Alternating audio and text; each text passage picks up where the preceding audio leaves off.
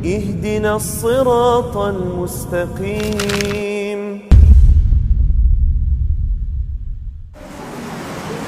Bismillahirrahmanirrahim.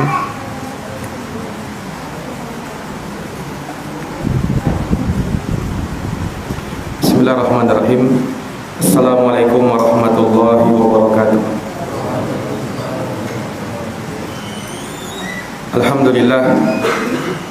Alhamdulillahirabbil alamin.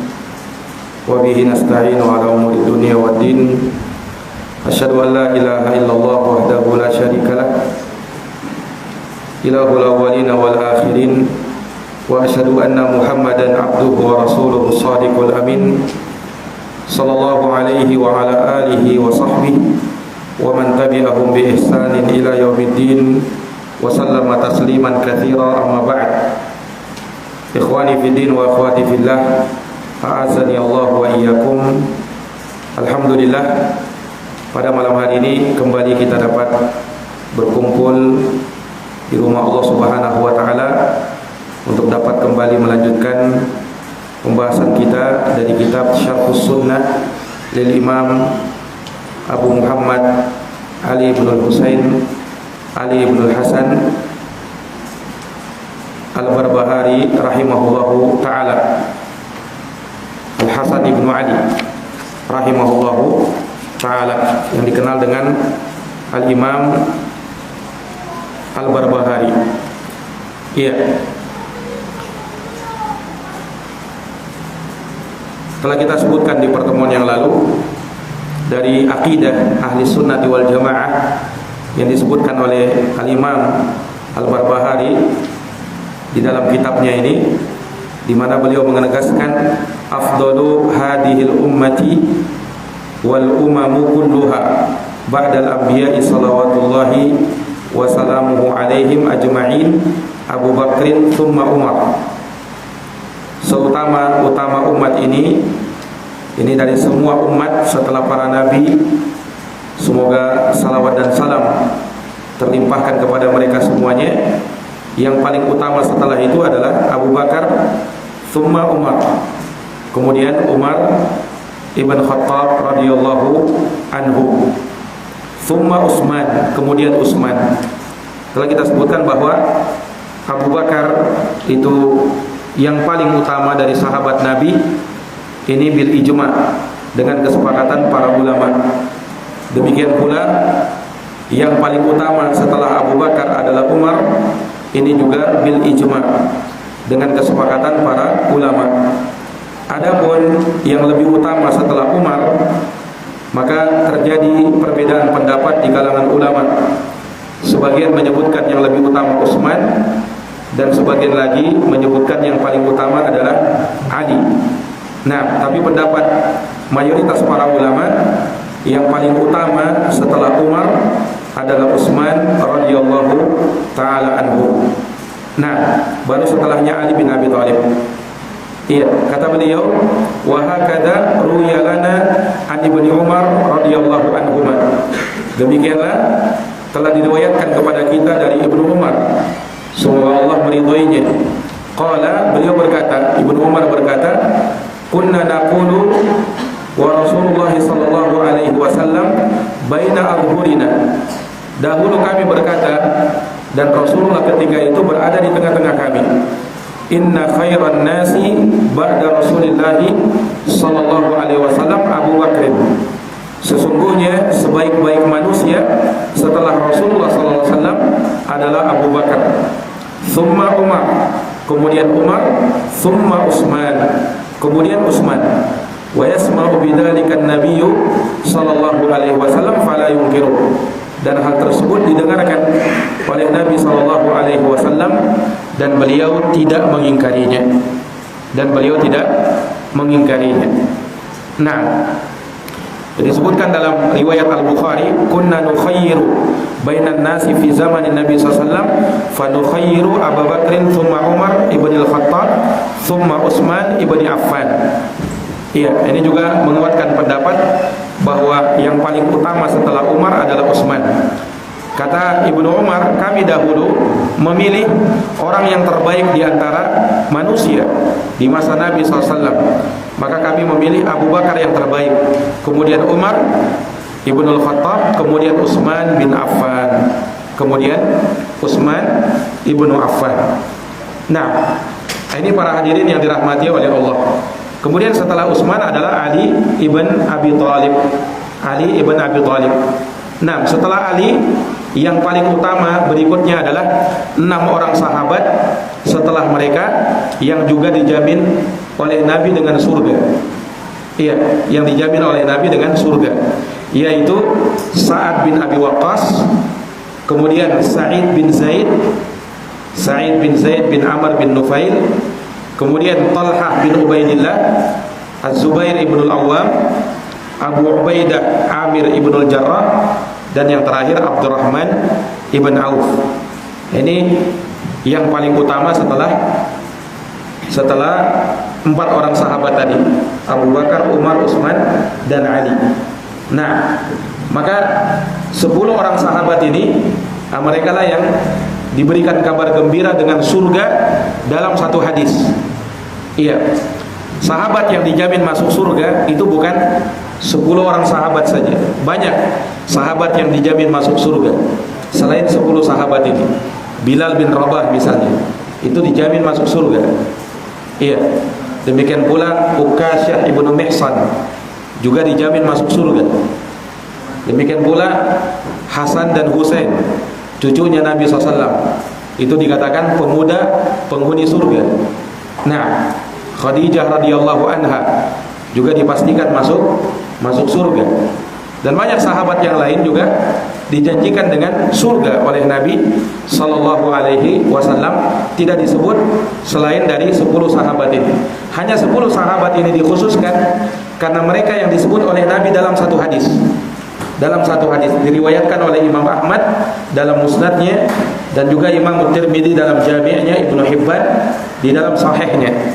Rasulullah bersabda, Abu Bakrin fil jannah, Abu Bakar di dalam surga, wa Umar fil jannah, Umar di dalam surga, wa Aliun fil jannah, Ali di dalam surga, wa Utsman fil jannah, Utsman di dalam surga, wa Talha fil jannah, Talha di dalam surga, wa Zubair fil jannah, Zubair di dalam surga, wa Abdurrahman bin Auf fil jannah, Abdurrahman bin Auf di dalam surga, wa Sa'dun ibnu Abi Waqqas fil jannah, Sa'ad bin Abi Waqqas di surga, wa Sa'id ibnu Zaid ibni Amr ibni Nufail fil jannah, Sa'id bin Zaid di dalam surga, wa Abu Ubaidah ibnu al-Jarrah fil jannah, dan Abu Ubaidah ibnu al-Jarrah di dalam surga. Ini 10 orang sahabat dijamin masuk surga, disebutkan dalam satu hadis. Disebutkan apa? Di dalam satu hadis. Maka 10 orang sahabat ini yang paling utama. 10 orang sahabat ini yang paling utama dari seluruh sahabat Nabi sallallahu alaihi wasallam. Nah, kemudian kalau kita mengurut sahabat-sahabat yang paling utama setelahnya, setelah 10 orang sahabat ini, maka yang paling utama setelahnya adalah para sahabat yang berhijrah dengan 2 kali hijrah. Dimaklumi bahwa di masa Nabi ada 2 kali hijrah para sahabat. Yang pertama hijrah ke negeri Habasyah ketika itu, dan yang kedua hijrah dari Makkah ke Madinah. Nah, maka sahabat yang mendapati 2 kali hijrah tersebut, mereka lah yang paling utama setelah 10 orang sahabat yang dijamin masuk surga. Kemudian setelah mereka adalah para sahabat yang dibaiat oleh Nabi SAW, berbaiat dengan Nabi dalam baiatul Aqabah, dalam baiat al-Aqabah. Kemudian mereka yang menghadiri perang Badar, para sahabat yang menghadiri perang Badar. Nah, karena orang yang menghadiri perang Badar, sahabat yang menghadiri perang Badar sudah mendapatkan jaminan, i'malu ma syi'tum faqad ghafartu lakum. Kata Allah kepada mereka, lakukan apa yang kalian inginkan karena aku sudah mengampuni dosa-dosa kalian. Nah, kemudian setelah para sahabat yang menghadiri perang Badar, summa ahlu bai'atir ridwan, para sahabat yang mereka membaiat Nabi di bawah pohon yang dikenal dengan bai'atul ridwan. Nah, kemudian juga sahabat muhajirin itu lebih utama daripada sahabat ansar. Kemudian mereka yang berhijrah sebelum Fathu Makkah, sebelum peristiwa Fathu Makkah, dan mereka berperang sebelum itu, ini lebih utama dari sahabat yang masuk Islam dan setelah berperang setelah terjadinya Fathu Makkah. Fathu Makkah dimaklumi pada tahun ke-8 Hijriah. Iya, para sahabat yang berislam sebelum itu, maka mereka lebih utama dari sahabat yang masuk Islam setelah itu. Nah, kemudian para sahabat yang paling utama berikutnya adalah mereka yang pernah bersahabat dengan Nabi. Ya, walaupun mereka tidak menghadiri baiat Ridwan atau tidak pernah menghadiri baiat Aqabah, tidak pernah ikut dalam 2 hijrah, dan juga masuk Islamnya setelah Fathu Makkah. Pokoknya mereka yang pernah bersahabat dengan Nabi, mereka yang lebih utama setelahnya.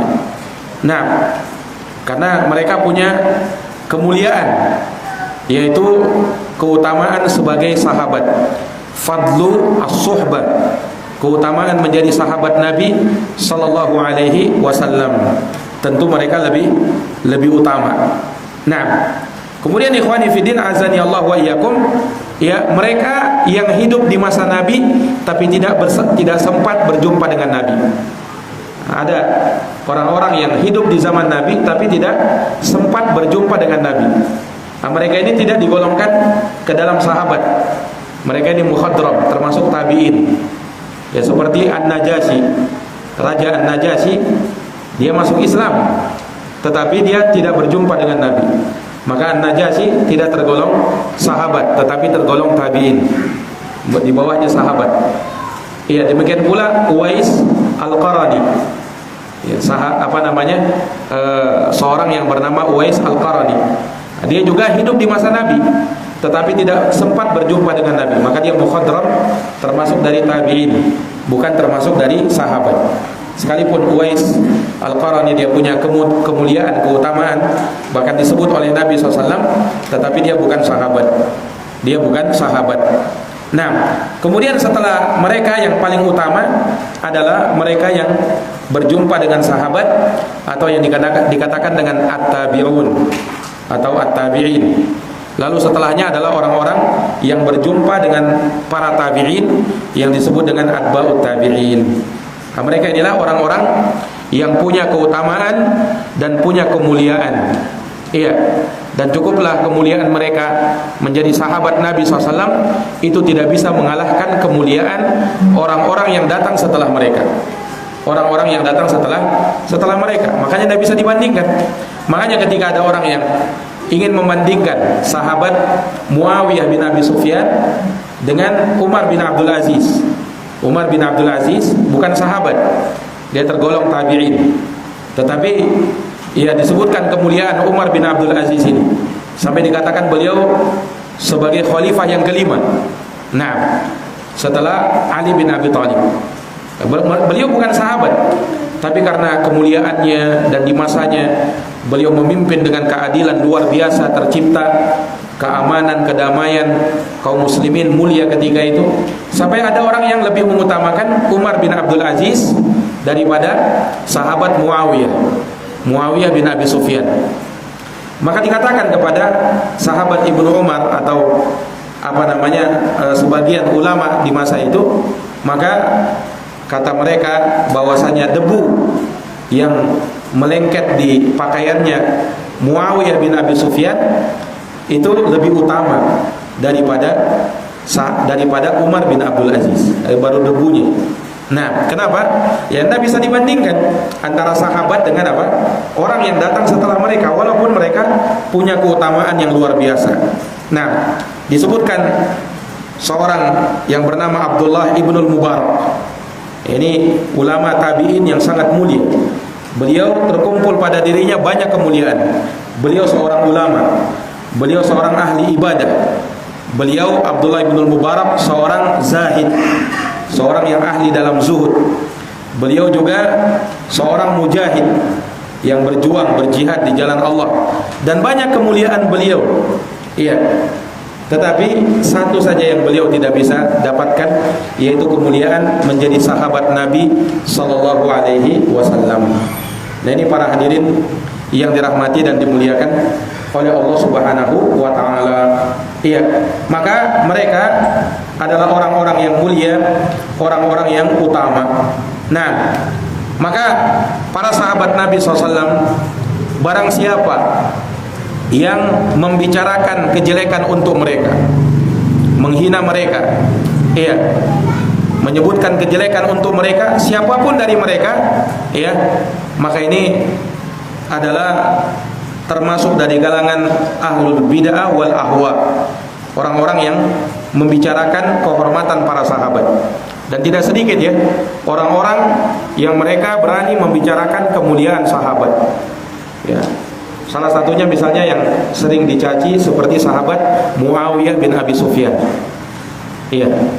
Nah, ini menurut sebagian kelompok yang menyimpang, ya, katanya Muawiyah itu zalim, Muawiyah itu begini-begini. Karena dimaklum ya kejadian antara Muawiyah dengan sahabat Ali bin Abi Thalib, sampai terjadi Ghazwatus Siffin di antara mereka, perang di antara mereka, perang Siffin.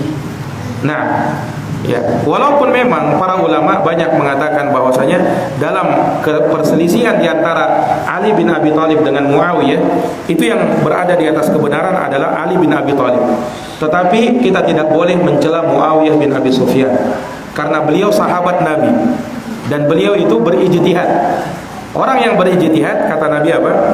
Nah, idza jatahada al-hakim fa asaba falahu ajran, wa idza jatahada fa akhtaha falahu ajrun wahid. Apabila seorang hakim berijtihad, benar dia ijtihadnya, maka baginya 2 pahala. Kalau dia keliru dalam ijtihadnya, maka baginya satu pahala. Itu sahabat Nabi. Nah, sehingga tidak boleh mencela mereka, tidak boleh menghinakan mereka, menyebut mereka zalim, menyebut mereka perampas hak atau semisal itu.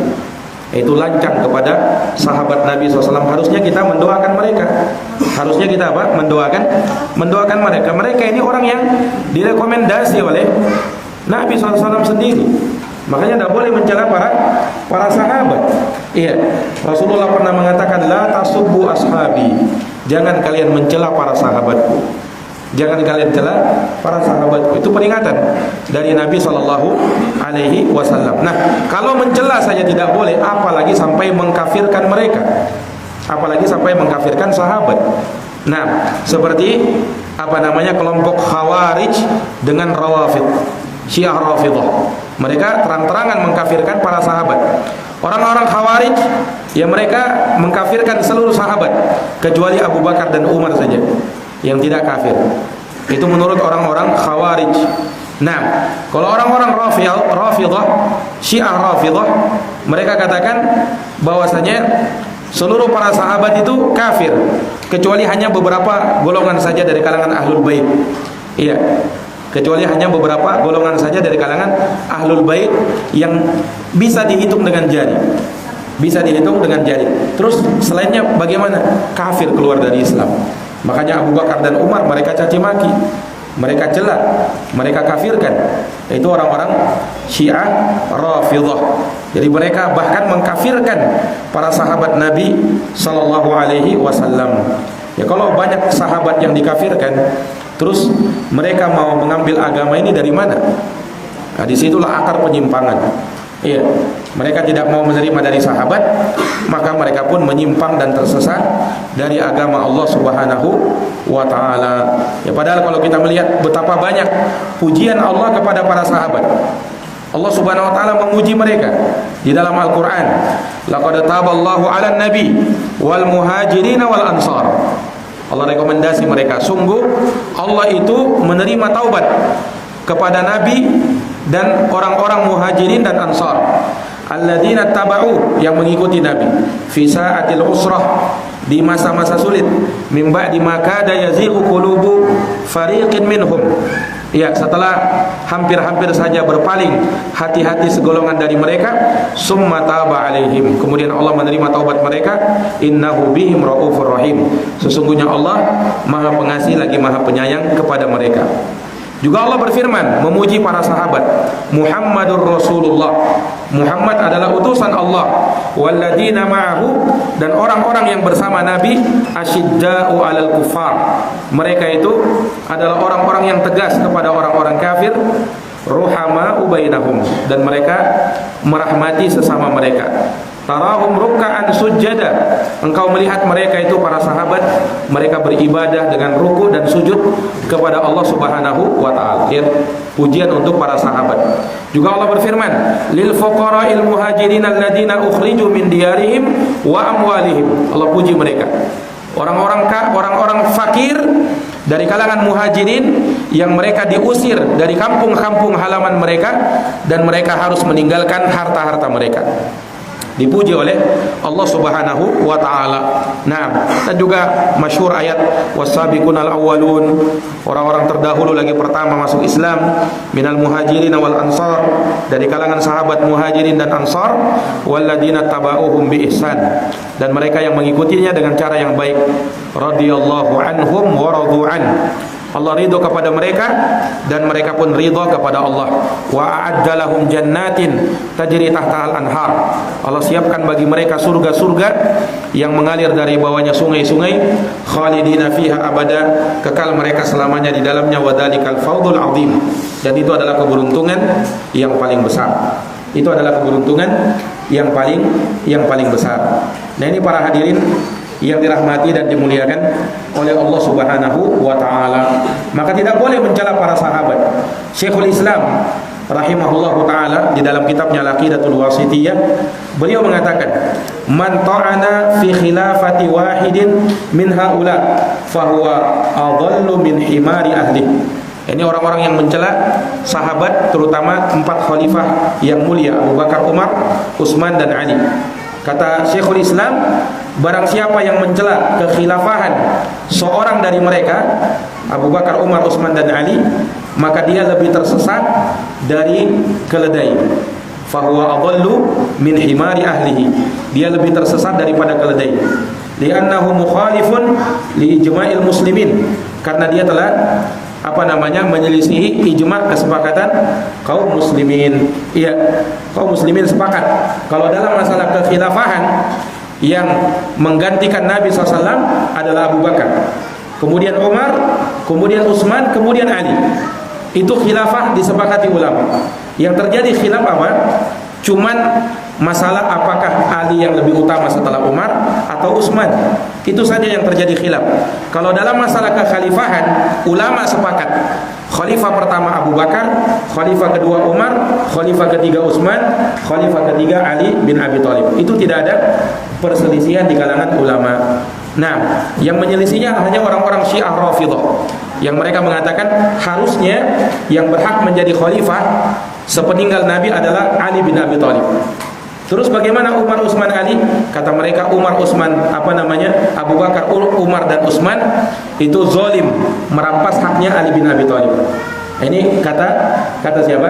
Kata orang-orang Syiah Rafidhah, yang memang mereka membenci para sahabat Nabi sallallahu alaihi wasallam. Baik.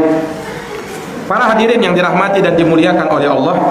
Kemudian kata Imam Al-Barbahari rahimahullahu taala, summa afdalun nasi ba'da haula Aliun wa Talhatu wa Zubair wa Sa'ad ibnu Abi Waqqas wa Sa'id ibn Zaid wa Abdurrahman bin Auf wa Abu Ubaidah Amir ibn al-Jarrah wa kulluhum yasluhu lil khilafah. Ini yang tadi kita sebut.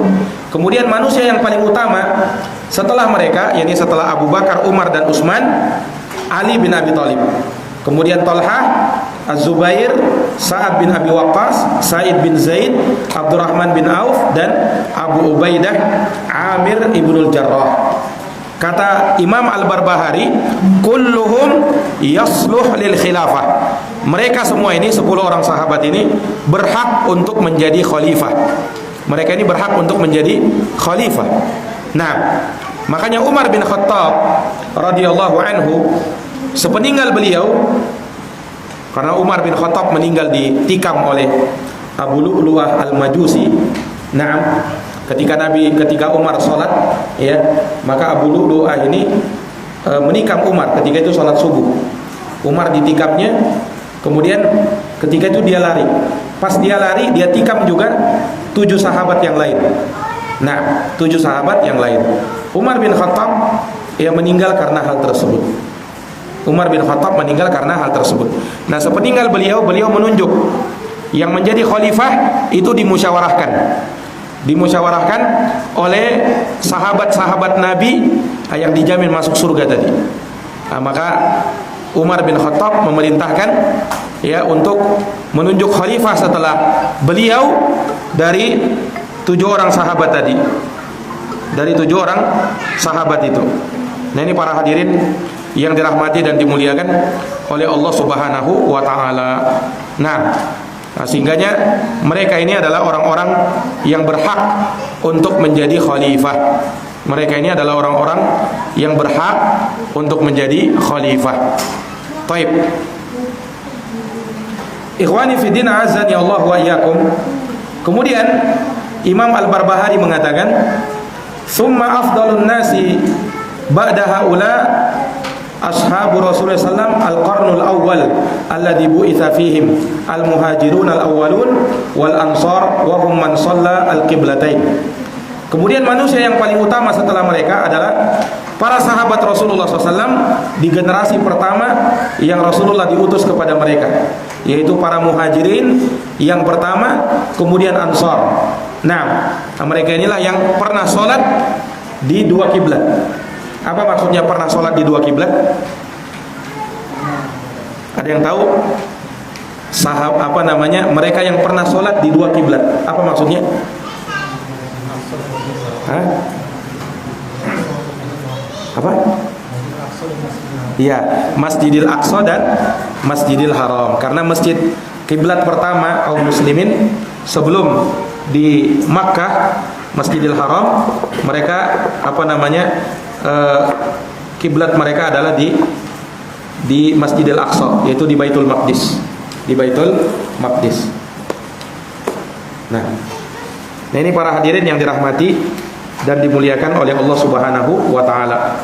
Ya, karena ada dari sahabat yang sempat mendapati kiblat di Masjidil Aqsa, ada dari sahabat yang tidak sempat mendapati kiblat di Masjidil Aqsa. Mereka hanya dapat di Masjidil Haram. Nah, apakah beliau sebutkan hal ini? Iya, menunjukkan bahwa yang sempat mendapati kiblat di Masjidil Aqsa itu sahabat-sahabat yang pertama.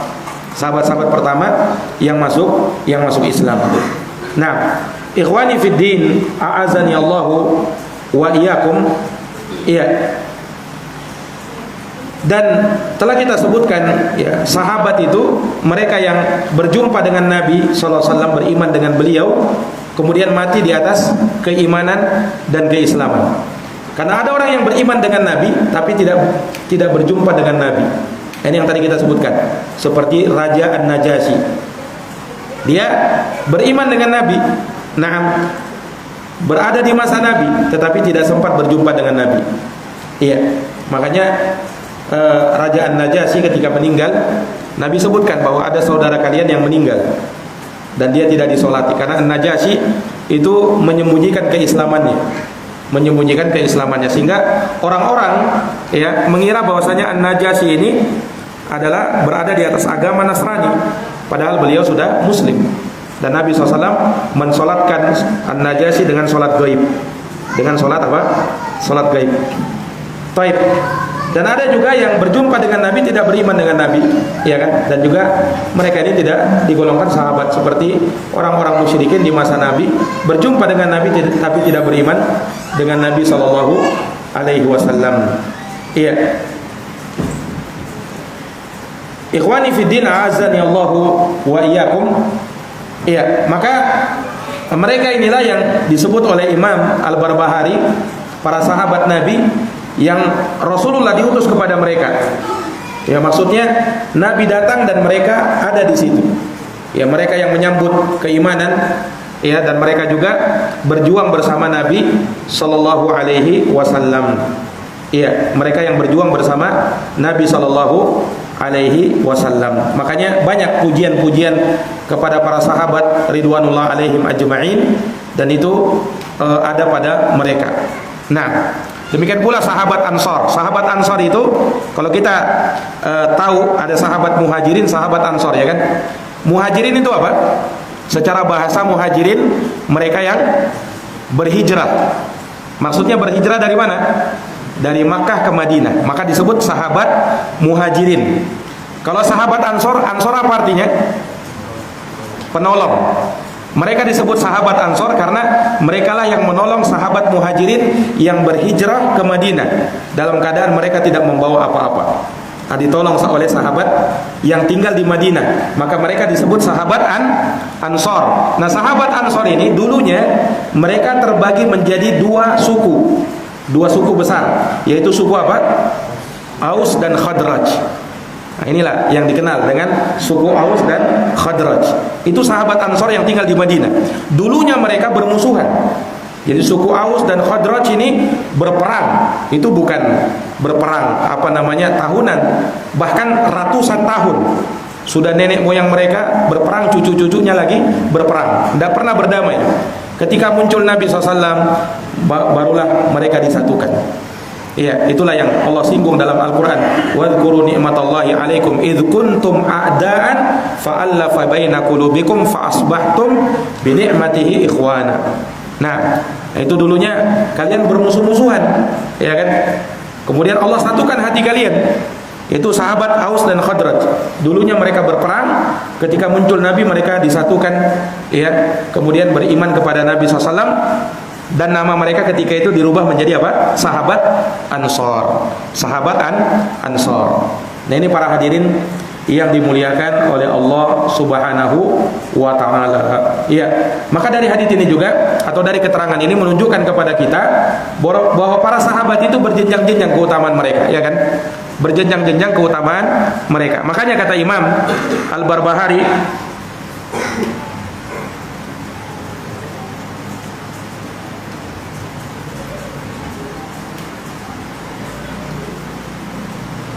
rahimahullahu taala,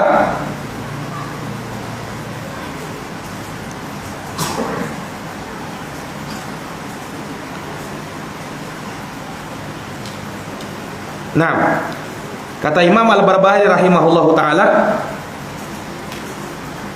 "Tsumma afdalun nasi ba'da haula man sahiba Rasulullah sallallahu alaihi wasallam yauman aw syahra aw sanatan aw aqalla min dzalik aw aktsar." Kemudian manusia yang paling utama setelah mereka adalah seseorang yang pernah bersahabat dengan Rasulullah sallallahu alaihi wasallam 1 hari, 1 bulan atau 1 tahun, atau kurang daripada itu atau lebih.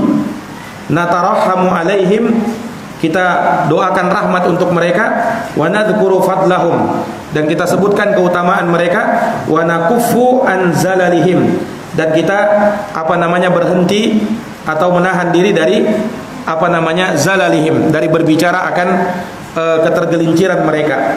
Nah, wala nadzkuru ahadan minhum illa bil khair, dan kita tidak sebutkan seorang pun dari mereka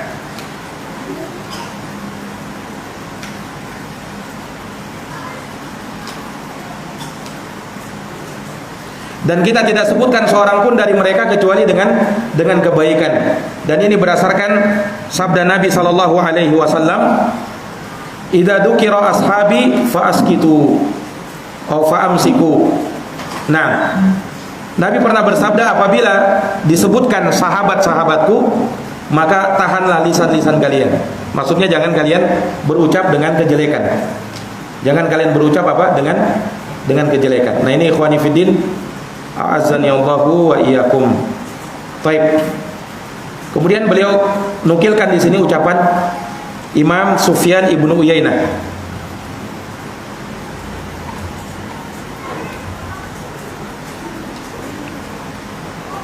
Kata Sufyan ibnu Uyainah, "Man nataqa fi ashabi Rasulillah sallallahu bi kalimatin fa huwa sahibu hawa."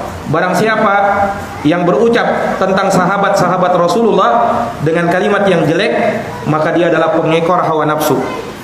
Jadi pengikut hawa nafsu, yaitu ahlul bidah. Kata Imam Sufyan ibnu Uyainah radhiyallahu taala anhu.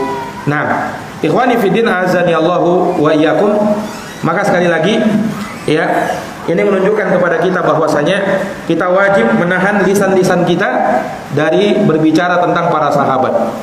Karena sekali lagi ya, di luar ahli sunnati wal jamaah, di beberapa kelompok yang menyimpang, mereka lancang mencela para sahabat Nabi, lancang mencela apa? Sahabat Nabi Shallallahu Alaihi Wasallam. Iya. Dan ini tentunya dari perkara yang diingatkan di dalam agama, ya. Nabi SAW pernah bersabda, la tasubbu ashabi, janganlah kalian mencela para sahabatku. Walladzi nafsi biyadi, demi yang jiwaku berada di tangannya, lau anfaqa ahadukum misla uhudin dahaba, andaikan seorang dari mereka berinfak dengan emas sebesar Uhud, ma balagha mudda hadihim wala nasifa, niscaya tidak akan sampai. Andaikan salah seorang dari kalian berinfak dengan emas sebesar gunung Uhud, niscaya tidak akan menyamai infak mereka, yakni 1 mud atau setengahnya. 1 mud atau 1 mud itu segini ya. Setengahnya berarti segini. Nah, tidak akan sampai. Kata Rasulullah sallallahu alaihi wasallam. Iya.